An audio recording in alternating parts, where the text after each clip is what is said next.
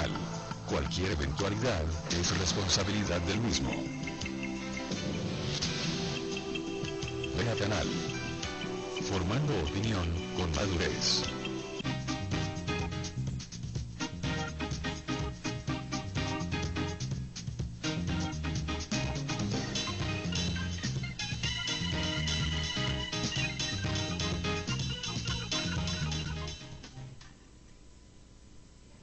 Es un gusto estar con ustedes, estimados televidentes. Hoy es jueves 17 de julio del año 2014 y esta es una nueva edición de su programa Buen Día Otto a través de Beacanal. Mi nombre es Sergio Vázquez y en este jueves académico pues no es la excepción, les tenemos una sorpresa. Fíjense ustedes que nada más y nada menos, hoy no tenemos a un invitado, sino tenemos a dos, y entre ellos la grata presencia de una dama. Resulta que decidimos enfocar el programa de la siguiente manera. En primer lugar, quiero presentarles a Mónica Mazariegos. Ella es estudiante de la Universidad de San Carlos y está en la carrera de Ciencias Políticas. Así es, ¿verdad? Bienvenida. Y también tenemos al licenciado Marcelo Culosi. Él es psicólogo y es licenciado en Filosofía. Él aporta mucho su experiencia con relación al tema de estos que estamos mencionando, apoyando mucho al INUSAC, al Instituto de Análisis de los Problemas Nacionales. A ver, quisiera empezar entonces indicándoles que vamos a enfocarlo de la siguiente manera. Los temas que vamos a tratar los quisiéramos ver desde el punto de la ciencia política, pero después desde la filosofía. Pero quisiera introducirme saludando a Mónica y dándome cuenta de algo, Mónica. La juventud como que viene actualmente un poco más aguerrida, más cuestiona más. Les interesa más por los problemas sociales. ¿Eso es una apreciación? ¿Pudiéramos estar viendo que empezamos a hacer un cambio en entre la juventud? Bueno, yo creo que la juventud siempre ha sido un punto de referencia para el cambio. Sin embargo, hay que tomar en cuenta que hoy por hoy la juventud, es decir, mi generación, somos aquellas personas que nacimos post-conflicto, es decir, existe una apertura democrática para lanzar las ideas, para escribirlas. Tenemos quizá limitadamente, pero aún así existen medios y plataformas en el cual nosotros nos expresamos aparentemente libre, sin embargo inciden en la forma en la que los jóvenes vemos y apreciamos la realidad, la política, la economía, y creo que eso, independientemente de los puntos de vista que cada quien tenga, incide en una juventud que busca participar.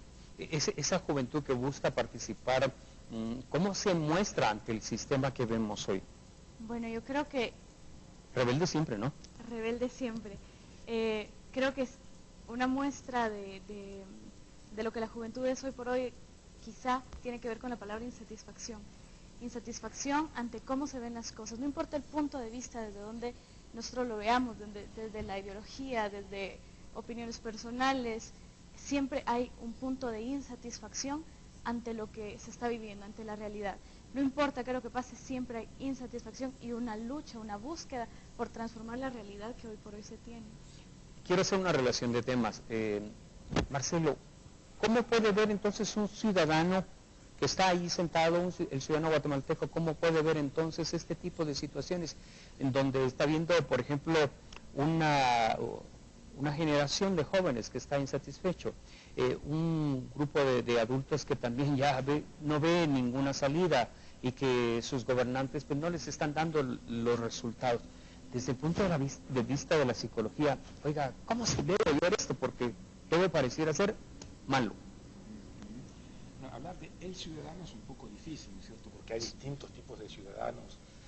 Guatemala, que es un país, bueno, que es un mosaico de diversidades, ¿no? Ciudadano rural, ciudadano urbano, ciudadano ladino, ciudadano maya. Creo que hay que hacer algunas precisiones. De todos modos, sí, como para hacer una respuesta rápida que nos da como para seguir hablándolo. La ciudadanía en general creo que, y yo lo digo como casi un ciudadano guatemalteco, yo no soy de origen guatemalteco, pero hace 20 años que vivo acá, o sea que soy parte de lo que pasa en el día a día, parte de los problemas y espero también parte de las soluciones, ¿no? Como se dice. Poniéndome en este lugar de un chapín más que sufre esta cotidianidad, que no hay duda que es una cotidianidad dura, una cotidianidad preocupante, podríamos decir el ciudadano común, ciudadano así término medio, si es que hay un ciudadano término medio, la está pasando muy mal, está pasando muy mal porque es un país que tiene enormes problemas y no se ve en lo inmediato salidas reales, salidas efectivas. Por eso, por ejemplo, el tema de la migración. O sea, lo ponemos como una primera cuestión, podríamos hablar muchísimo de esto. O sea, no se ven salidas al corto plazo. O sea, un país que está mal económicamente, con perspectivas políticas, bueno, digamos que, no sé si de pronóstico reservado, pero... ¿Pero se paraliza? ¿Se paraliza el ciudadano? Sí, con su accionar está casi como que en rutina, ¿no?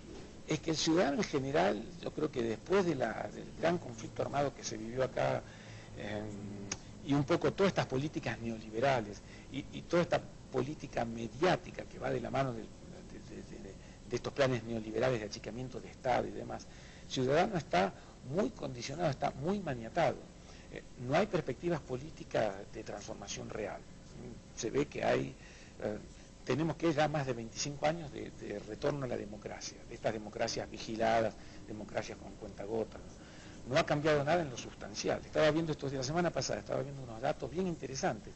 De principio del siglo XX, cuando ya se empezaban a hacer estas mediciones, no se hablaba exactamente de índice de desarrollo humano como se habla ahora. Pero las primeras mediciones sobre la pobreza, un 60% de la población se consideraba pobre, excluida. Al día de hoy, un siglo después, las cosas no han cambiado en lo sustancial, según los datos de todas las ciencias sociales, de toda la econometría y demás, de estas cosas que muy bien hace el sistema de Naciones Unidas. El nivel de pobreza sigue más o menos igual, 51% de gente que está, según los estándares que se usan ahora, $2 diarios, ¿cierto? Se considera una persona pobre. Sigue igual, en lo sustancial el país no ha cambiado mucho, sigue siendo un país agroexportador, que produce muy poco, nada industrialmente, que vive de un par de cultivos que han ido cambiando. Bueno, ahora tenemos palma africana, no ha cambiado mucho. No ha cambiado mucho. Y una población que no tiene mayor perspectiva política, no hay ideas de transformación, bueno, se sucede en los partidos políticos, pero no cambia la cotidianidad. Un país que sigue marcado por eso decía, la diversidad esta, que sigue marcado por un gran racismo que marca el día a día. O sea, ¿qué espera el ciudadano común? ¿Con qué se encuentra? Y se encuentra con mucha desolación. Por eso lo que vemos, ¿no es cierto? Por ejemplo, esto de la migración. Claro. ¿Cómo explicar que 100 guatemaltecos por día salgan del país, sabiendo que pueden encontrar la muerte? Claro, eso es cierto. Mónica, con base en lo que estamos escuchando, eso es cierto, ¿no? Todos los días estamos viendo a una sociedad pues que está condicionada. Hemos caído en un sistema donde pues yo me debo de preocupar de lo mío, ¿no? Nos hemos aislado. Pues no me interesa qué te pase al vecino, pero mientras yo esté bien, y se vuelve una sociedad también reservada y reactiva. Desde el punto de vista de las ciencias políticas, ¿se ve entonces que esta situación vaya a seguir de mal en peor? ¿Se ve alguna solución? ¿Qué se pudiera hacer? ¿Cómo lo ve la ciencia política? Porque pareciera ser que cada vez como que viéramos la bola mágica y dice estamos jodidos. Sí, recientemente yo estaba leyendo un documento de una universidad costarricense que decía que la tendencia es que cada vez la población siente que las condiciones están peores que antes. Sin embargo, hay que cuestionar ese discurso, ¿verdad? ¿Qué tanto es cierto? Sin embargo, desde la ciencia política creo yo que como politicólogos y politicólogas siempre se están aportando formas de viabilizar una solución quizá fragmentada. Sin embargo, hay cosas prácticas que se pueden hacer. Podemos hablar de la reforma a la ley electoral y de partidos políticos. Eso podría viabilizar un poco el sistema de partidos políticos en el país. Podemos hablar de grandes reformas dentro del sistema político, grandes reformas dentro de la economía, pero realmente no es qué tanto la ciencia esté aportando, sino los actores estratégicos qué tanto están actuando. ¿Y cómo los ven a los actores? Bueno, yo creo que los actores dentro del país pues son unas fuerzas muy reacias al cambio, conservadores les dicen algunos, neoconservadores, neoliberales, que están buscando siempre ver un interés. Mencionaba algo Marcelo hace un momento, y es esas políticas de achicamiento del Estado. No solo vinieron con eso, sino también vinieron con algo que usted decía, y era con respecto a esa constante de individualizarnos, pareciera que nos estamos separando de la sociedad y que nos estamos poniendo en una burbuja, solo nosotros. Eso también viene con esas políticas, es decir, perder el sentido de la colectividad. Entonces, ¿qué pasa si en Guatemala buscamos nuevamente el sentido de la colectividad? Si dejamos de buscar soluciones individuales. Y algo muy preciso para la ciudad, ¿qué pasa si dejamos de viajar una sola persona en un vehículo? Es algo muy práctico, pero nuevamente es volver a un sentido de colectividad, es volver a las relaciones sociales, es decir... Pero empezando tal vez por un buen liderazgo. Podría ser, partiendo de un buen liderazgo, podría ser buscando formas de participación, buscando educación, ciudadanía, es decir, el actor como ciudadano tiene variables para funcionar, y nuevamente, ¿verdad? Como dicen muchos de los autores estructuralistas, si buscamos un cambio dentro de la base, vamos a poder cambiar la superestructura. Eso sí. En más de una ocasión, Marcelo, aquí hemos preguntado, mire, fíjese que hemos observado lo siguiente: los políticos saben que si pudieran inclinar la balanza con sus acciones hacia el bien social, lograrían buenos réditos.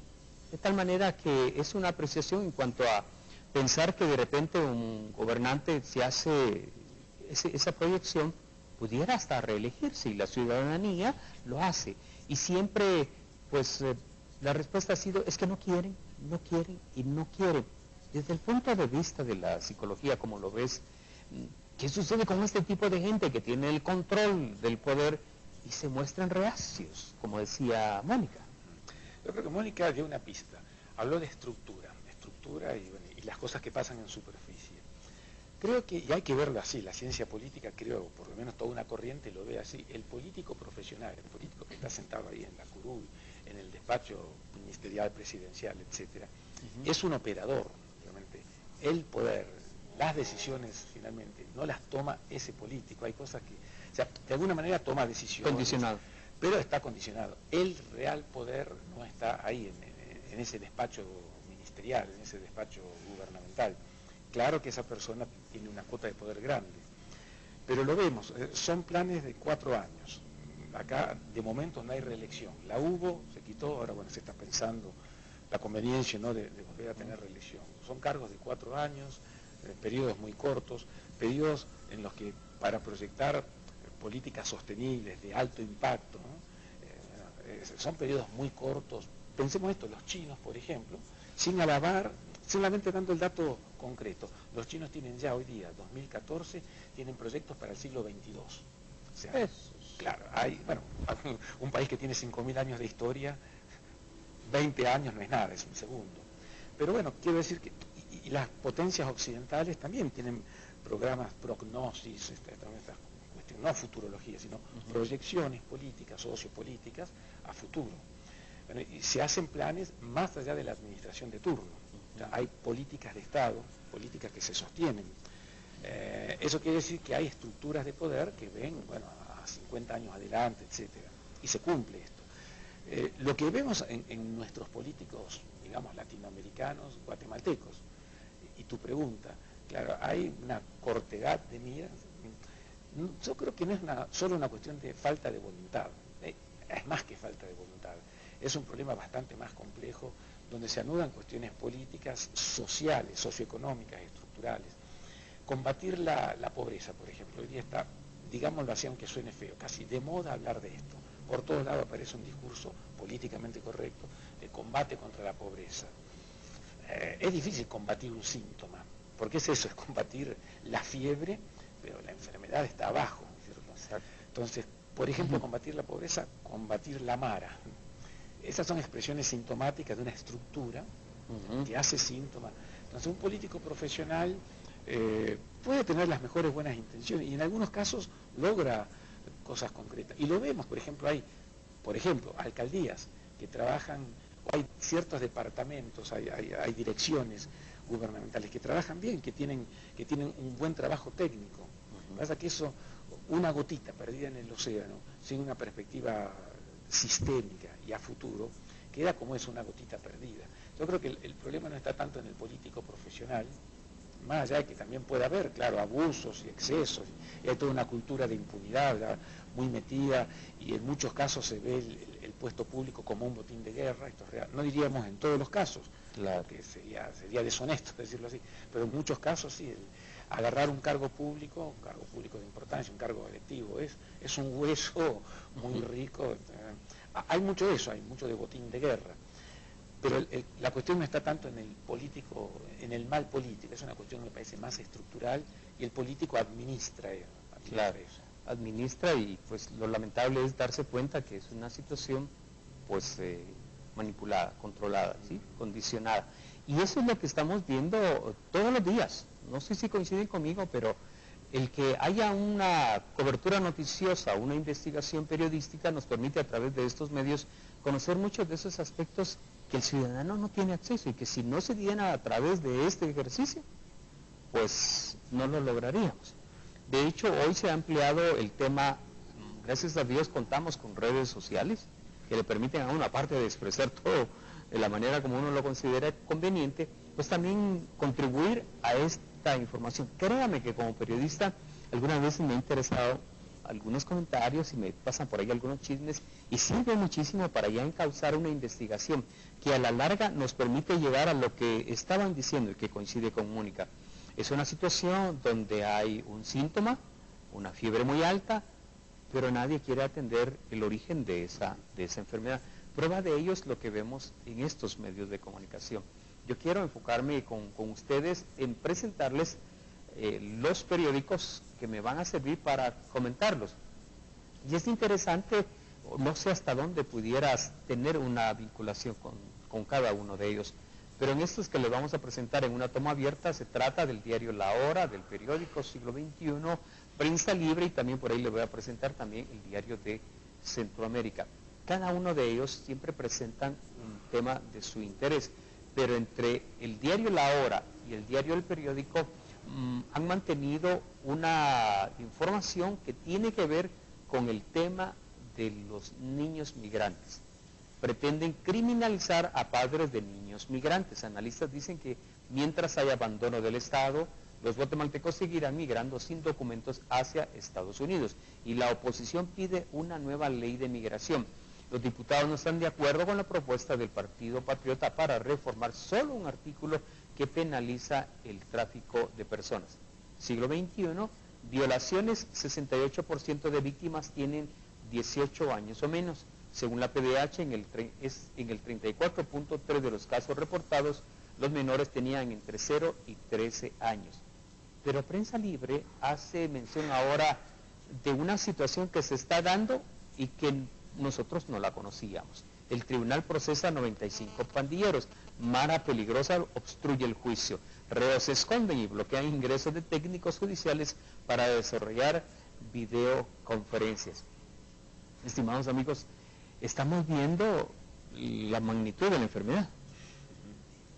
Sí, ahora, desde el punto de vista de la ciencia política y la psicología y la filosofía, es cómo ver este tipo de temas, cómo ver todo este conjunto de situaciones, ese desalojo, la tensión que produjo eso, que si ganó una selección, que si, no, ¿verdad? Eso ya quedó aparte, pero que si la SAP, que si logramos recaudar, que no, que se robaron el dinero, que aquí, que allá, que si hay educación, que si esto, que lo otro. Oiga, ¿cómo ver? ¿Se debiera ver esto en conjunto o se debiera ver de forma individual? ¿Cómo lo ven las ciencias políticas? Bueno, realmente considero que son, como decía Marcelo, son respuesta, son efectos de una causa principal, y lo que yo veo relacionado en todo esto es un modelo económico que no responde a las necesidades de los ciudadanos en general.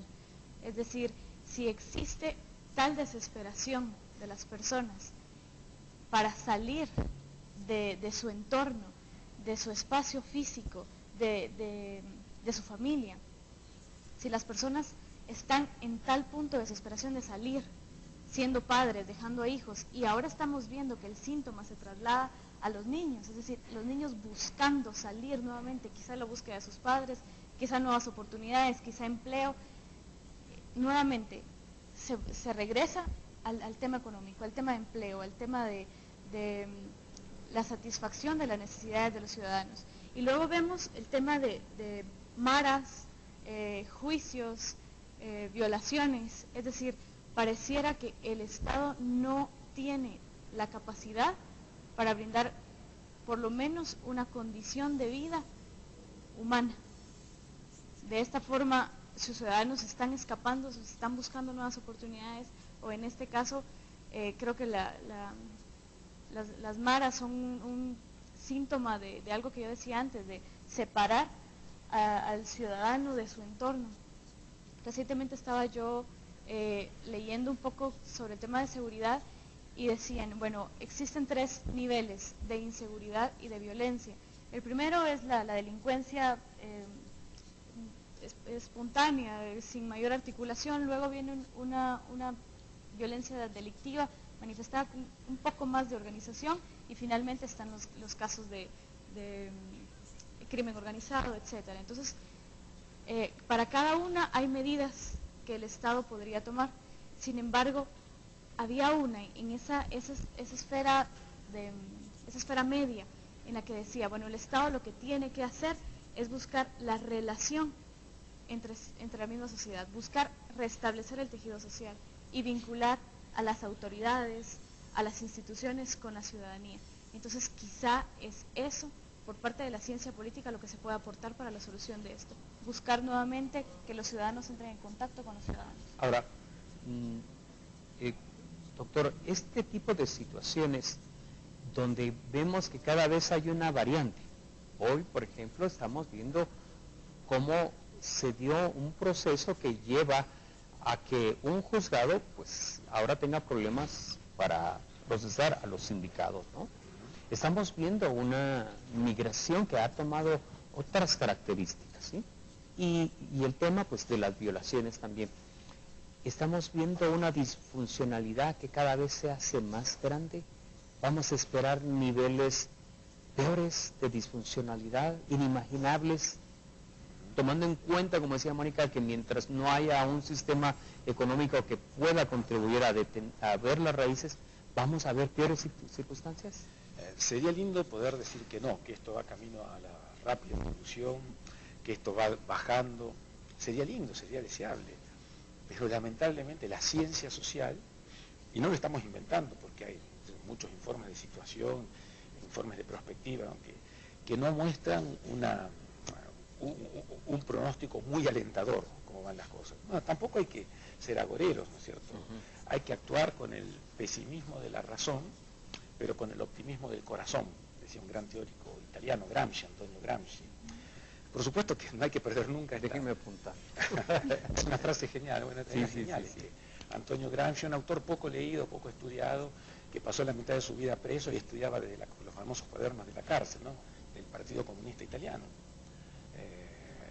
Hay que actuar con el pesimismo de la razón, pero con el optimismo del corazón. No hay que perder nunca las esperanzas. Claro, estamos mal, realmente, si uno ve esto, de todos estos síntomas, a un país que la mitad de su población está por debajo de la línea de pobreza, violaciones sexuales, un país donde recién ahora tenemos una ley de femicidio, que bien, que intenta empezar a remediar cosas, lo digo por aquella noticia del siglo XXI, ¿no es cierto? Pero un país donde todavía la cultura machista, patriarcal es absolutamente dominante, donde hasta el 2005, después de firmados los acuerdos de paz, el varón que violaba a una mujer, si la mujer aceptaba finalmente casarse, quedaba libre de toda responsabilidad criminal. Hace muy poquitos años, hace 9 años atrás se derogó esto. O sea, si esa es nuestra historia, donde la Mara se enseñorea y maneja un barrio con absoluta impunidad y seguramente con lazos con poderes ocultos, con estructuras del Estado, etc. Lo digo como una pregunta de investigación. Si todo esto es el pan nuestro de cada día, si esa violencia campea así enseñoreada, si la impunidad es nuestro pan cotidiano, todo esto viene de algún lado, tiene historia. ¿A dónde nos lleva todo esto? Claro, si uno es así, pesimista y agorero, se pega un tiro. Claro, no hay que seguir eso, evidentemente. No, hay que seguir pensando desde nuestra dimensión pequeñita, actuando desde la academia, desde la investigación, investigando y proponiendo cosas, que es lo que hacemos, ¿no es cierto?, desde los medios de comunicación, abriendo estas preguntas para la ciudadanía, no solo pasando la noticia roja, amarillista, mataron a 13 por día, ¿no? Mataron a toda esa gente y muere más gente de inanición. Claro. Eso es lo que hay que hacer. Todos podemos y debemos contribuir, todos debemos ser parte de la solución de todo esto. Lo que pasa es que, sin duda, la situación no es nada fácil, porque además Guatemala no está sola en el mundo. Guatemala hace parte de una región, una de las más pobres del mundo, en el medio de un contexto donde, bueno, estamos al sur de Estados Unidos, para bien o para mal, somos parte de ese patio trasero de una gran potencia, en declive hoy día, pero que sigue siendo gran potencia. Entonces, la perspectiva no se ve de lo mejor a futuro. Y no hay, un poco lo que empezamos diciendo cuando abrimos el programa, no hay una esperanza, no hay una claridad política de hacia dónde caminar. Tal vez la juventud, es cierto, con esa cuota de rebeldía que sigue teniendo, que no es por la misma situación de bueno, lo que es la juventud, esa cosa, ser joven y no ser revolucionario es una contradicción biológica, dijo Salvador Allende, ¿no es cierto? Hoy día creo que yo no sé cuánta gente se lo puede creer eso. En nuestro tiempo era toda una consigna. Hoy día se han acallado mucho esas esperanzas. De todos modos, estamos mal, claro, sin ser pesimistas, negros y patéticos, pensemos que hay que construir alternativas. Lo que pasa es que está muy difícil en un mundo cada vez más globalizado, manejado por poderes cada vez más omnímodos, con cosas nuevas, por ejemplo, el narcotráfico, el crimen organizado, que ocupan un lugar cada vez más preponderante en la dinámica cotidiana. No son datos anecdóticos de la sección de policiales. El narcotráfico es la tercera economía del mundo, con un poder político fabuloso. Y, bueno, Guatemala es una bodega, un lugar de tránsito. 10% del Producto Bruto está dado por el lavado de narcoactivos. O sea que todas estas cosas ponen un pronóstico feo, digamos.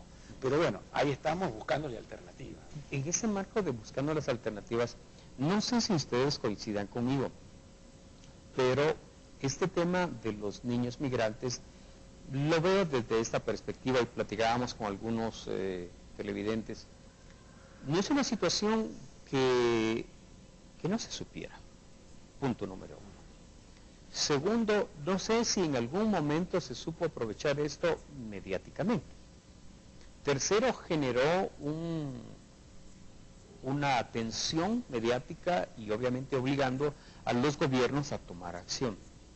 Pero me da la impresión como que parte de este sistema y la forma en que uno actúa, en que yo le tiro la pelota a Mónica y hay que mirar qué hace. Y Mónica te la tira y la idea es buscar que nadie quede siendo el responsable de esta situación. Quisiera que me dieran su punto de vista acerca de lo que apareció publicado en el diario La Hora el día de ayer, en donde los expertos consideran que deberían atacarse las causas del problema. En este párrafo que me llama la atención, vemos en dónde se origina esta propuesta. Luego de una reunión sostenida con la vicepresidenta Roxana Valdetti y la fiscal general Thelma Aldana, dijo que se analizarían los artículos 153 y 154 del Código Penal que contemplan el abandono de menores con el fin de indagar en la responsabilidad de los padres de familia en la oleada de niños migrantes que se ha registrado en los últimos meses. Mientras tanto, la jefa del Ministerio Público mencionó que el objetivo será evaluar cada caso para iniciar investigaciones a los padres o encargados de los menores que han retornado al país, sin descartar la imposición de penas de cárcel a quienes se le demuestre su responsabilidad en ese tipo de situaciones. Para el ciudadano que no tiene un mayor conocimiento, y lo digo con todo el respeto, pues esto puede sorprender. Oiga, ¿cómo va a ser eso? Que entonces mandé a mi hijo y me lo regresan por X razón, y ahora voy a ser sometido a una investigación para ver si no tuve responsabilidad. ¿Cómo lo vemos, mi querida futura licenciada? Bueno, yo creo que nuevamente pareciera que en Guatemala tenemos la tendencia a estar buscando leyes para solucionar problemas sociales y económicos. Y bueno, ahora van a perseguir a los padres. Y yo pienso en los ejemplos en el que los padres ya están en Estados Unidos y los hijos buscan llegar. Bueno, ¿cuáles son las razones de que los ciudadanos estén saliendo del país? ¿Cuáles son las razones de que los niños estén saliendo del país? Eso es lo que se busca atacar. Por supuesto que si habrá responsabilidad de los padres, bueno, eso habría que analizarlo, pero como Estado, voy a poner en la mesa un tema con respecto a criminalizar a los padres, ¿eso será la solución? ¿Realmente esa es la solución que se está buscando? ¿O volvamos nuevamente no al síntoma, sino a la causa, a la enfermedad? ¿Por qué están saliendo del país? ¿Qué es lo que está ocurriendo? Y partiendo de esa respuesta que se busque a través de la investigación, a través de los medios que así se consideren, bueno, ya tomar un punto de partida para iniciar un pequeño cambio, para iniciar unas modificaciones. Quizá lo que podríamos, una solución que se me ocurre es buscar formas de capacitación de jóvenes y niños que puedan encontrar trabajo a temprana edad, aunque eso no sería lo óptimo, pero buscar la forma de que ellos puedan ser sostenibles en este país, buscar la forma de que la familia sea sostenible, ya que tanto se busca el tema de la familia, ¿verdad? Ahora, hay una cuestión que me llama la atención. Se ha dicho que el flujo de niños es porque ellos lo que quieren es estar con papá o mamá, por allá. No es que ellos estén huyendo de la violencia, ha sido uno de los argumentos. Pero alguien dijo, oiga, ¿y no se han puesto a pensar y a preguntar por qué originalmente se fueron los padres? Porque ellos también buscaban una mejor oportunidad que no se la dieron en su momento por acá. Y también se dice que fueron víctimas de una propaganda, de una manipulación de los grupos organizados con tal de aprovecharse y sacar dinero, porque un viajecito de eso no cuesta menos de 50,000 quetzales. A veces me pregunto cómo lograron también sacar 50,000 quetzales en calidad de préstamo a las personas, ¿no? Cada quien tiene su necesidad y cada quien sabe la manera en que pueda agenciarse de los medios. Pero ese tipo de situaciones no nos permite, ese tipo de mensajes, mejor dicho, no nos permite como que detenernos en un momento dado, y yo quisiera hacer la contraparte y decir, bueno, vayamos con los niños, vayamos con los padres de familia y preguntémosle, a ver, en una cuestión estadística, si es cierto. Si es cierto que básicamente era que se iban para allá. ¿Cómo lo ves? Como en todo problema social, y de eso estamos hablando, todos los diarios nos presentan esto, ¿cierto? Enormes problemas sociales. Quedarse solamente con el síntoma es muy pequeño, es muy pobre, no explica nada, o en todo caso contribuye a mal explicar, a mal interpretar las cosas y quedarse con ideas coaguladas que finalmente tapan la verdadera dinámica de las cosas, ¿no? Un problema como este de la migración, los niños migrantes, todo esto que está sucediendo ahora, todo esto que no deja de tener un poco pongámoslo entre comillas, del show, de una moda mediática que se ha instaurado en estos últimos días, ¿no? Todo esto, si uno se queda solo con esta versión un poco amarillista, creo que no pasa de eso, es la moda periodística, y dentro de una semana habrá pasado esto y vendrán nuevos problemas, y vendrá un nuevo mundial o una nueva copa, etcétera, etcétera. Ajá. Que ese es el problema de ver todos estos grandes temas sociales desde esta óptica mediático-amarillista. Son cosas de moda, se venden, pasa la moda, pasó Camotán y se terminó el hambre en Guatemala, pasa la moda de los 2, 3, 5 niños muertos en el desierto, se terminó el problema de la migración, etcétera. Pasará, qué sé yo, pasará, mataron a un travesti, será noticia, pasa eso y nos olvidamos del tema de la discriminación de género, por ejemplo. Estos problemas tienen muchas aristas, y en todo caso, si algo puede hacer la academia, investigar seriamente esto y proponer alternativas con fundamento, ¿no es cierto?, con cosas pormenorizadas, estudiadas a detalle. Estas cosas, claro, se juntan. Vos preguntás un poco de las causas, ¿por qué será? Debe haber infinidad de causas que se mezclan acá. Por supuesto que habrá niños, jóvenes que escapan a la extorsión de la Mara en su colonia, claro que lo hay. Niños que viajan para conseguir algún centavo para su familia enferma, postrada. Un poco se puso el caso de este niño, jovencito, que murió para atender a la madre epiléptica, como un gran ícono. Habrá niños que se quieren reencontrar con la familia, habrá de todo. Habrá niños que se van un poco a la aventura, que los habrá. Son problemas muy complejos con infinidad de aristas, ¿cierto? Lo que pasa es que esto hay que mirarlo, insisto, ¿no? en esta dimensión de la multicausalidad, de la complejidad, y retomando un poco lo que se decía hace un rato, no criminalizando, porque si no esto queda siempre como una explicación muy parcial de buenos y malos, esta cosa maniquea, ¿no es cierto?, de dónde están los buenos y dónde están los malos. El malo es el padre, la mamá, que lo deja ir, que lo expulsa, y ella es la culpable de un fenómeno social tremendo. Las cosas sociales no se pueden, una guerra, etcétera, el narcotráfico, por poner algunos de estos temas enormes, ¿no es cierto?, que mueven a la sociedad. Es más que buenos y malos, no hay en ese sentido un culpable, el papá es culpable. La mujer que la violan se lo buscó porque andaba en minifalda caminando a las 12 de la noche por la 18 calle. Son respuestas muy parciales y peligrosas esas. El papá es el culpable porque dejó ir al niño solo. Eso no solo que es parcial, cuestionable desde el punto de vista de una lectura científica, sino peligroso en términos de lo que se construye ética y políticamente, porque esa persona es la mala y se obvia de esa manera toda la explicación social. Si salen 100 personas por día de Guatemala, entonces el tema de la migración hay que verlo en este sentido. Hay desde hace unos años toda una tendencia a cierto romanticismo de atender al pobre inmigrante, pobre entre comillas, y todas las penurias que pasan en el desierto, los coyotes y los zetas que los secuestran, etc. Todo esto es cierto, pero con eso se obvia, se invisibiliza el porqué real de por qué se van. Por supuesto que los Estados Unidos son terribles, pero uno hasta podría extremar las cosas y decir, Estados Unidos como país soberano pone límites, no deja entrar a inmigrantes, hasta está en su derecho. Es su casa, ¿no? Es su casa.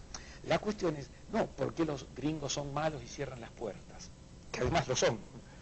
La cuestión es, ¿por qué se tienen que ir cantidades enormes, interminables, de latinoamericanos en condiciones paupérrimas, sabiendo que un tercio de esta gente que viaja va a encontrar la muerte? Porque se sabe esto.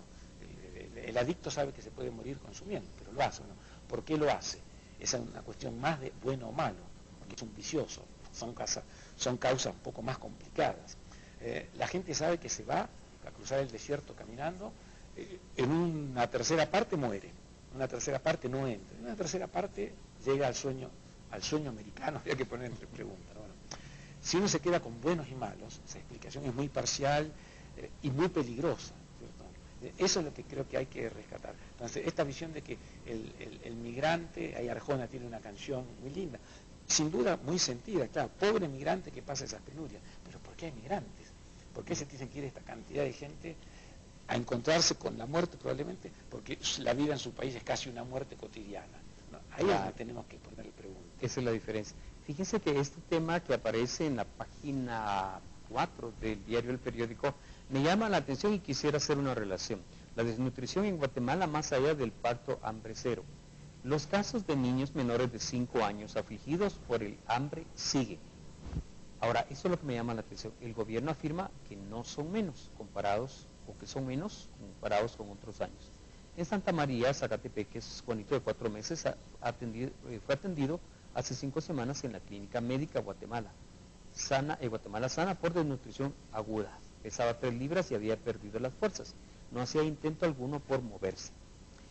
Sin embargo, lo que me llama la atención de todo esto es que, como me había aquí apuntado nuestro director, en tan pocos kilómetros de distancia de la ciudad capital se da este tipo de situaciones. Hay retos y creería que dentro de toda esta situación la desnutrición en cierto momento pues hace que el ciudadano busque una alternativa. Pero quiero hacerles una pregunta tal vez fuera de todo esto. Veo un discurso, hay un planteamiento, los casos de niños afligidos por el hambre siguen, pero es la dinámica de un gobierno contrarrestar eso diciendo no es así, estamos bajando, ahora somos menos, sí se puede, y aquí y allá. Nadie quiere venir y decir sí, de alguna manera, eso es cierto, y pues vamos a hacerlo. Mónica, ¿por qué un gobierno o los políticos en cierto momento no les interesaría tener que reconocer, por ejemplo, el tema del origen de la desnutrición, el tema del origen de la migración? ¿Por qué no les conviene? ¿Qué pasa en ese momento? ¿Y si valdría la pena o es una cuestión mediática? No, si yo no digo, pues entonces me echan todos encima y se me quieren venir. O pudiera ser hasta un acto de valentía, no mediática, por supuesto. ¿Cómo lo ven ustedes? Bueno, yo creo que es una pregunta que va a atender a las necesidades de los políticos como políticos. Es decir, hablábamos hace un momento de las decisiones que toma un político ya sentado detrás del escritorio o en el curul. Veamos que lastimosamente el sistema de partidos políticos y el sistema político en el país no es más que una empresa más, ¿cierto? Entonces, en la medida en la que ellos han invertido dinero, buscan obtener sus resultados, y eso lo estoy hablando del mal político, ¿verdad? Buscan alcanzar los objetivos para el cual llegaron, y en la mayoría de los casos no vas a reconocer que la situación sigue tal cual ellos la encontraron, porque quizá exista en el futuro inmediato de ese político volver a reelegirse.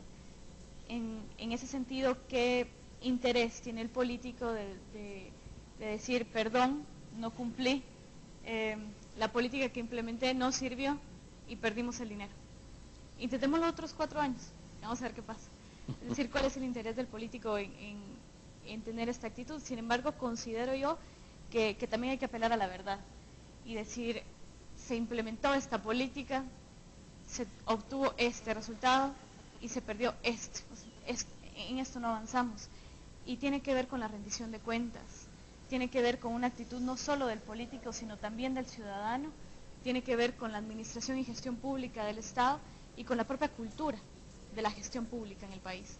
En este sentido, también qué tanto la ciudadanía está escuchando los resultados del gobierno y qué tanto no ya está pensando en las próximas elecciones, o en el Mundial, o en la Copa América, o en cualquier fenómeno mediático. Entonces, va a responder nuevamente a razones variadas, a distintas cuestiones del político individual, pero nuevamente, ¿verdad?, apelar a que la ciudadanía tiene que ser crítica y tiene que exigir una rendición de cuentas por parte del funcionario, de la autoridad o del representante. Eso es cierto, si no existe ese tipo de rendición de cuentas, pues no vamos a conocer las realidades. Pero, ¿qué efecto pudiera tener el que alguien venga y diga, sí, fallamos, pero eso no quiere decir que podamos enderezar el asunto? Mediáticamente, políticamente, ¿eso es viable dentro de un sistema? Bueno, no lo sé. Podemos recordar las declaraciones del diputado que decía, bueno, es que nosotros queremos ir por el barco ganador, ¿verdad? Entonces, ¿en qué sentido tomar esta actitud razonable y decir, miren, disculpen, no funcionó la política implementada, los vaya a colocar en el barco ganador? Pero no sé si tanto sea, Mónica, el tema del barco ganador, sino el efecto que pudiera provocar esto en una sociedad y dentro de este proceso. No sé cómo lo puedas ver. Si algo aportan las ciencias es justamente verdades que pueden cambiar, que se pueden ampliar, que pueden desdecirse el día de mañana, pero esa es un poco la misión de la ciencia, de cualquier ciencia, las ciencias sociales, por supuesto. La política no busca la verdad, la política es finalmente el arte de manejar, el arte de conducir. Es el arte, como dijo Paul Valéry, francés, es el arte de hacerle creer a la gente que decide cuando en realidad no decide nada, ¿no? Imagínese eso. Por favor. Es el arte de hacerle creer a la gente que decide cuando en realidad no decide nada. Déjame hacer un parte, por favor, ya sabemos que nos espera a partir del inicio de la campaña política. Eso, nos van a hacer entender lo que ellos quieren que nosotros creamos. Un poco la política profesional en todas partes del mundo, no es un mal guatemalteco, por favor. La política profesional es eso, es conducir, por eso cada vez es más mediática. Dijo alguna vez un ideólogo de los pesados, un polaco norteamericano, Zbigniew Brzezinski, un autor poco leído, la sociedad del futuro, lo dijo hace unos 20 años atrás, esa sociedad del futuro está hoy acá, ¿no? La sociedad del futuro será cada vez más manejada por personalidades magnéticas, mediáticas, que apelando, cito literalmente, que apelando a técnicas sofisticadas manipularán la razón y las emociones. Lo dice uno de estos autores de los documentos de Santa Fe, documentos fundacionales de los republicanos para todo el siglo XXI, para construir un nuevo liderazgo del mundo en manos de la potencia norteamericana. Lo dice así lisa y llanamente. Se trata entonces a través de personalidades magnéticas, mediáticas, carismáticas, que realmente saben manejar muy bien todo esto, todo este show mediático. Lo mediático no es solo show, por supuesto que no, pero se presta mucho para eso, ¿no? O sea, la política cada vez más adolece de esto. Es este show manipulador de las emociones. Y lo que no está en juego es la búsqueda de la verdad. Para eso está la ciencia, ¿no? Entonces la ciencia trae datos. Hablabas de desnutrición. Bueno, Guatemala no lo invento yo. Datos de UNICEF, el Fondo de Naciones Unidas para la Infancia. Un estudio serio, como son estas cosas, pormenorizadas. Guatemala es el segundo país en Latinoamérica y sexto en el mundo en orden a la desnutrición infantil. Esos son datos duros. Eso es Guatemala. Camotán fue el boom mediático de hace unos años, 2 veces con Portillo y luego con el gobierno de la UNE. Fue el boom mediático. El hambre está instalado estructuralmente. Camotán termina cuando se apaga la cámara de televisión, pero el país y su estado de desnutrición sigue. ¿Por qué el político profesional no lo puede reconocer? Bueno, porque va en contra un poco de esto que acaba de decir Mónica, de ese proyecto empresarial político. Esto abre toda una discusión realmente muy seria. ¿Cómo se cambia eso? ¿Hay intención de cambiarlo? ¿Hay planes? Hoy día está el programa bien intencionado, no podría decir, de hambre cero. Se ha logrado poco. ¿Quién tiene la culpa? Una vez más, como retomábamos lo que decíamos hace un rato, estos problemas sociales tan complejos, no se trata de culpables, bueno y malo. El culpable es el actual administrador del Estado, este partido, porque lo mismo pasó con las administraciones anteriores. El hambre no ha terminado. Si seguimos teniendo medalla de plata en desnutrición, lo digo provocativamente así, segundo lugar, un país que produce alimentos, además, que no es una cuestión de solamente el administrador de turno.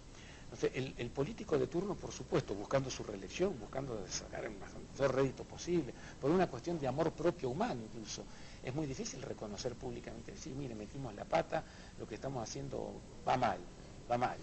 Es muy difícil decirlo. Claro, el político no está en la búsqueda de eso, de la verdad por la verdad misma. Entonces, claro, su discurso va a tener siempre algo de engañoso, y sabemos que eso es la política. Eso es la política. Fíjate que en el editorial de Prensa Libre complementa las palabras de ustedes. Acciones que no se deben tolerar, es el título. Y voy a leer el primer párrafo y el último para tener una referencia.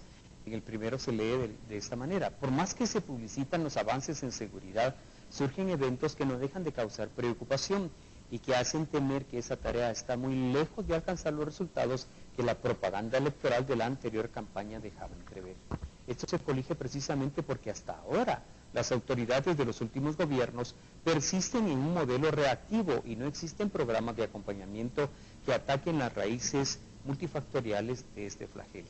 Y el último párrafo, está claro que aún es largo el camino que queda por recorrer en materia de seguridad y que el gobierno ha intentado toda una batería de medidas, algunas funcionales, otras francamente absurdas e inoperantes, como la implementación del chaleco para motoristas o los retenes policiales que a menudo se prestan a las exacciones contra particulares. Más que publicidad o elogios, lo que la actual administración necesita en los 18 meses restantes es enfocarse en contrarrestar ataques espectaculares como los de la zona 18 o en no tolerar caprichos de los mareros, entre otros. ¿Qué dice la ciencia política? ¿Cómo lo ve, Mónica? Bueno, yo creo que el Triángulo Norte y en menor medida Costa Rica y también Panamá siempre han tenido políticas que buscan la mano dura, políticas reaccionarias, digámoslo de esta forma, políticas que lo que buscan es condenar, llevar a la cárcel, que cada vez son más duras. Por ejemplo, la implementación de la policía militarizada, mayores penas. Sin embargo, cabría preguntar a la ciudadanía cuál es el modelo de seguridad ciudadana que quiere, cuál es el modelo de seguridad pública que busca. Es decir, también principalmente de los sectores urbanos, es lo que se pide, es la seguridad, la seguridad, la seguridad. Sin embargo, nuevamente, el tema de la violencia delictiva, de los delitos que se cometen, en general, son un pequeño fragmento de la violencia que se vive en este país, la violencia estructural y sistemática. Es decir, también se están vulnerando el derecho a la vida, se está vulnerando la seguridad alimentaria, la seguridad del trabajo, la seguridad de la vivienda. Entonces, un gobierno que buscó especializarse en tema de violencia delictiva, habría que preguntar o preguntarles a ellos cuál es el modelo de seguridad ciudadana que están implementando, cuál es el cambio, que realmente hacia dónde buscan con las medidas que tomaron, por ejemplo la del chaleco que mencionaba la editorial. ¿Qué se buscaba reducir con esto? ¿Qué se buscaba reducir con poner una sola persona en una moto o colocar dos? Realmente se están atacando las causas, se están atacando los síntomas, qué es lo que busca la ciudadanía, porque al final esto es un punto dentro de la agenda de discusión pública, quizá instaurado por los medios, porque al final vende. Claro. ¿Cuáles son las necesidades reales del país? ¿Será el modelo económico, será el modelo educativo, será el modelo de sistema partidario, será el modelo de sistema político? En general, estamos en una región que se caracteriza por la violencia y la criminalidad y cada vez lastimosamente nuestros índices son más. De lado a esto, del 2010 para acá hay 3 millones de pobres más en la región. Guatemala sigue siendo el país más desigual dentro de Centroamérica. Sin embargo, bueno, Costa Rica, aunque está lejos, viene por ese mismo camino. El Salvador y Honduras nos acompañan. Honduras es el país más violento de la región. Entonces, creo yo que las soluciones o la búsqueda de soluciones se tiene que hacer primero dejando de lado los modelos autoritarios que se han tenido, los modelos de mano dura, porque no han traído mayor resultado, y quizá la búsqueda de soluciones en conjunto como región. Hay que tomar en cuenta que también influye no solo el tema de la pobreza, que es un tema crudo para nosotros, sino nuestro punto geopolítico como región, es decir, y el narcotráfico, ¿no? Exactamente, el crimen organizado, cómo nos colocan y qué capacidad tiene el gobierno para responder ante esos retos que se están viviendo. ¿Qué realmente puede hacer el gobierno? Tiene que ser una correlación de responsabilidad entre el ciudadano y la autoridad. Y un punto final en este tema. Recientemente estaba yo leyendo informes de Nicaragua con respecto a la seguridad, porque parece un hito dentro de Centroamérica. Parece que ellos tienen contrario, ¿no? Una realidad disonante. Centroamérica va con una orquesta, pues ella va cantando solita. Y algo que decían ellos es, bueno, nosotros estamos implementando un modelo de seguridad que, claro, es un modelo policial, pero para el turista. Estamos implementando un modelo de seguridad que se hermana con la ciudadanía. Trabajamos con la ciudadanía. Entonces, no es que solo sean cosas positivas en Nicaragua, pero quizá cambiar estos modelos de policía, quizá cambiar el papel de la ciudadanía dentro del tema de la delincuencia, porque también parece que la ciudadanía está ahí varada frente a la realidad, sin tomar acciones. ¿Qué tal si nos involucramos como autoridades y ciudadanía en la búsqueda de un modelo de seguridad pública y ciudadana distinto? Por lo menos que la balanza no todo el tiempo esté inclinada hacia un lado, diríamos. Háganle un poquito, creo que todos saldríamos beneficiados. Una de estas acciones está reflejada en las leyes, y traigo a colación lo que aparece publicado en Siglo XXI, cuando urgen aprobar reformas a la ley. Este es un pronunciamiento que hace el Observatorio de Pueblos Indígenas, y me llama la atención precisamente este párrafo, porque refieren lo siguiente. Por acá, mi querida amiga, vemos debilidad por parte del Tribunal Supremo Electoral para ejecutar y ejercer esta reforma a la ley de partidos políticos. El Tribunal Supremo Electoral está en aprietos si en caso se aprobaran las reformas. Es preocupante porque a esto se le suma la mayoría de diputados que son parte de 2 partidos políticos en el Congreso, y esto truncaría que se den estos cambios, indicó Mario Itzep, el coordinador de este observatorio. Alguien comentó lo siguiente: pareciera ser que la ley no va a tener esa consistencia como muchas otras, porque las mismas tienen una dedicatoria. Pero en este caso, la ley electoral y de partidos políticos es de mucha trascendencia para el país. Y alguien dijo en una ocasión, y no me canso de repetirlo a manera de ilustración, pareciera que en este caso pusieron a León a que cuidara la carnicería. Porque es una situación muy delicada, pero donde se tienen que manejar muchos intereses. ¿Cómo ves ese tema? También esto es bien complicado, pero no digo que, y no pasa solo con esta ley, pasa con muchas, son leyes hechas a la medida de algún grupo de presión, algún grupo de poder, que hay intereses, que hay agendas ocultas, agendas no dichas ahí atrás. La ley se supone que tendría que ser algo transparente y consensuado con todos los sectores de una sociedad para justamente beneficiar al todo social, a ese colectivo, a la dinámica de ese colectivo, sabiendo que siempre hay intereses contrapuestos, distintos intereses. Esta ley de partidos, este prospecto, ¿no? Yo no conozco en detalle, no me atrevería a mencionarlo porque no conozco el texto así, a la letra, pero por lo que uno ve, así como generalidad en principio, tiene más de dedicatoria para un poco para toda esta industria del partido político. Yo no sé si será una solución, pero ¿por qué no pensar que puede haber pocos partidos con agendas claras, con proyectos categóricos que se mantienen en el tiempo? ¿Por qué esta interminable aparición y desaparición de partidos políticos sin proyecto, que son finalmente, como bien lo dijo Mónica, una industria del partido político, crear la empresita, hacerla rentable, venderla luego, fusionarse? Yo no sé si la ley en ciernes va a terminar con eso, lo va a modificar, lo va a impedir.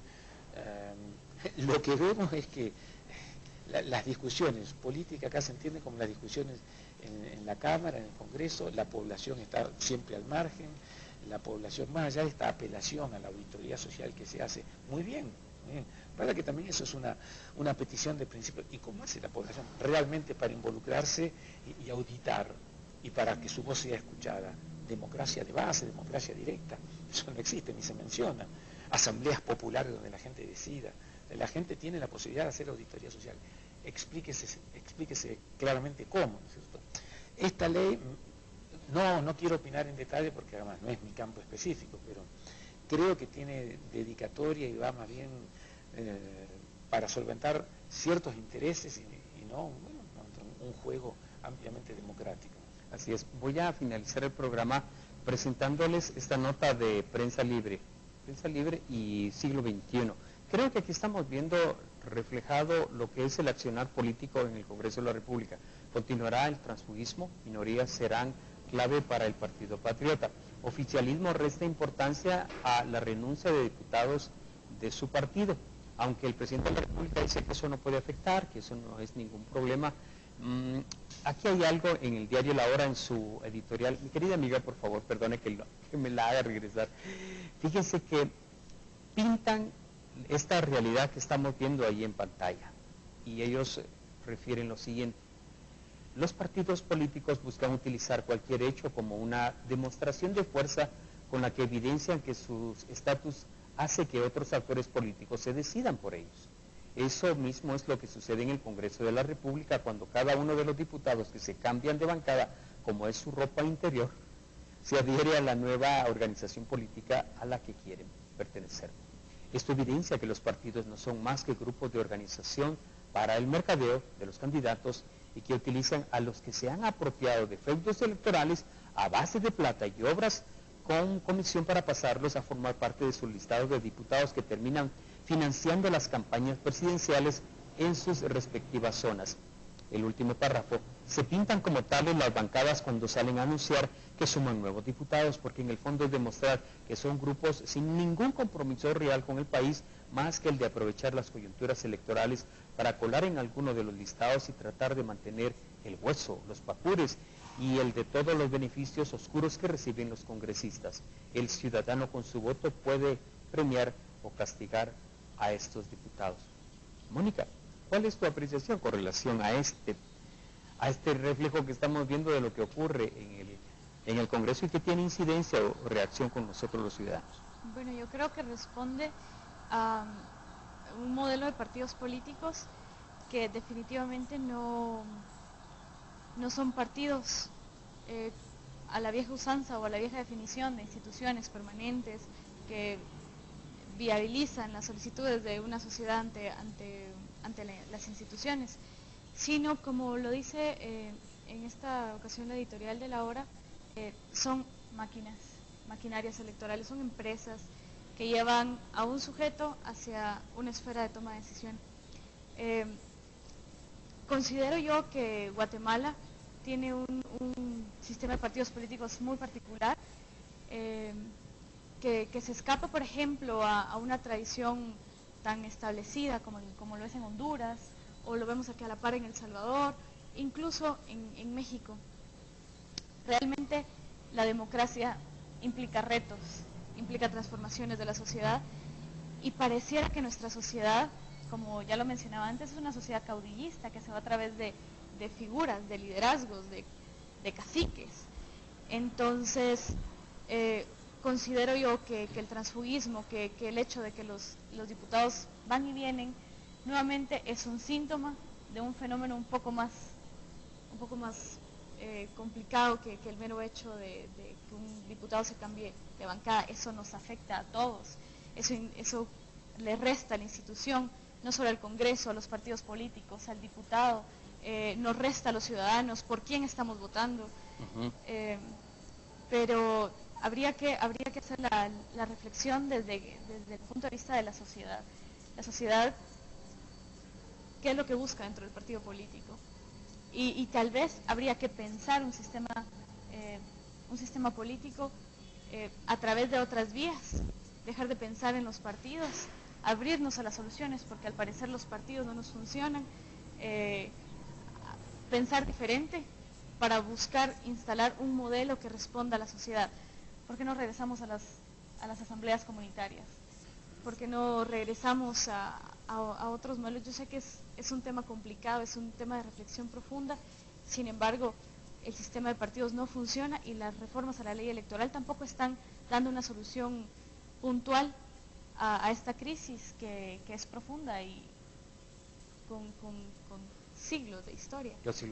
Quiero finalizar el programa con dos escenarios. El primero, preparando a mis invitados para una respuesta ante la pregunta que sería formulada de esta manera. Desde el punto de vista que manejas, Marcelo, ¿cuál debiera ser el mensaje para una sociedad, esa que está paralizada, esa que está defraudada, que no cree en los sistemas, que cada vez recurre a este tipo de situaciones, ya sea violencia o no violencia, migración o no migración, pero está paralizada? ¿Cuál pudiera ser tu mensaje? Y como profesional en el tema de las ciencias políticas, ¿cuál pudiera ser el mensaje hacia esos grupos políticos, ¿verdad? Quisiera que se prepararan con relación a esa respuesta, y mientras quiero hacer un pequeño paréntesis. Marcelo me comentaba acerca de una actividad que ellos van a llevar a cabo muy pronto. Tengo entendido que es la próxima semana.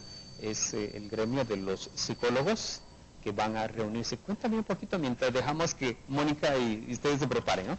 Bueno, gracias por recordarlo. Esto es el 23 de julio, es el Día del Psicólogo en Guatemala. Habrá alguna serie de celebraciones y demás. Esto yo lo digo desde la Liga Guatemalteca de Higiene Mental, donde trabajo como psicólogo. La idea es un poco visibilizar la profesión, hablar de esto, mostrar la necesidad que tiene nuestra sociedad, del trabajo del psicólogo. El psicólogo hace de todo un poco, trabaja no solo en clínica, trabaja en distintos aspectos psicosociales, grupales, en fin, hace orientación.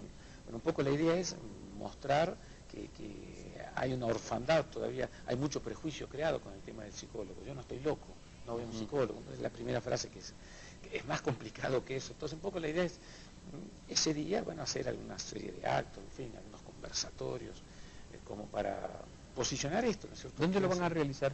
Se van a hacer diversos, seguramente va a haber un programita luego que te podremos hacer llegar, ¿no es cierto? Con mucho gusto. Gracias por recordarlo. Claro que sí. Quiero también hacerles una invitación, estimados televidentes. Mi querida Mirna, la nota, la fotografía que quería mostrarles a ustedes tiene mucho que ver con la atención que se le está dando a universitarios y ONGs.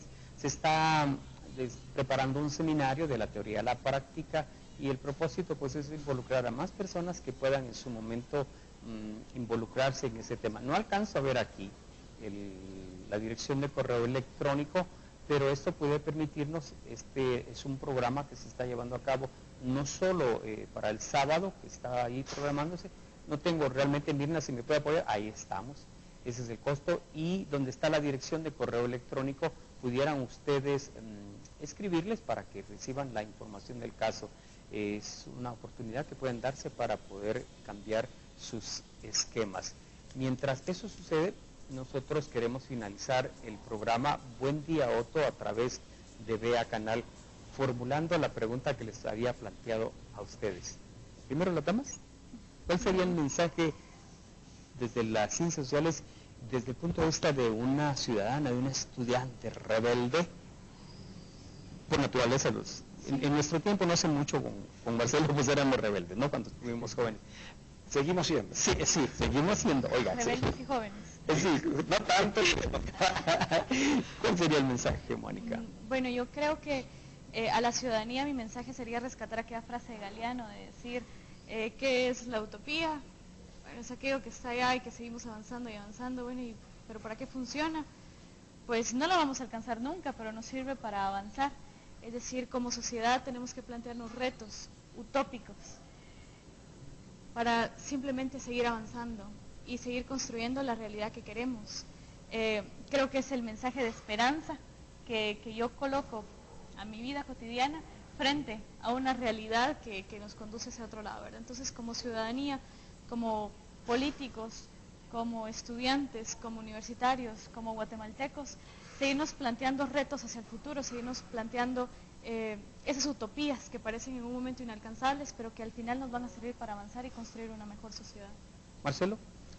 Para no caer en un discurso ampuloso que sería un discurso politiquero, diría que un poco esto, dicho de otra manera, ser crítico, si uno quiere decirlo de otra manera, no dejarse dar a todo con el dedo. Frase muy guatemalteca que la asumo. Crítico, pensar, no quedarse con la primera versión, no quedarse con el discurso endulcorado que se nos presenta, ir siempre más allá de esto que se presenta como la primera verdad, ¿no? Ser crítico, buscar, crítico en ese sentido, ¿no? Investigar, crítico, estudiar las cosas, estudiar la profundidad. Bueno, la vida social es eso, ¿no? No quedarse con la idea de buenos y malos, que en la sociedad somos buenos y malos, es más complicado que eso, que aquellos no tienen la verdad y nosotros sí la tenemos. ¿Quién dice eso? Entonces eso, estar cuestionándose todo el tiempo, ser un poco rebeldes. Ser joven es eso, ser rebelde, pensar, no quedarse solo con el mundial, ver más allá del mundial. Así es, muchísimas gracias. Me encantó esa frase, no sé si la voy a repetir bien, pero hay que actuar con el pesimismo de la razón, pero con el optimismo del corazón. Así que finalizamos con esta frase, estimados televidentes.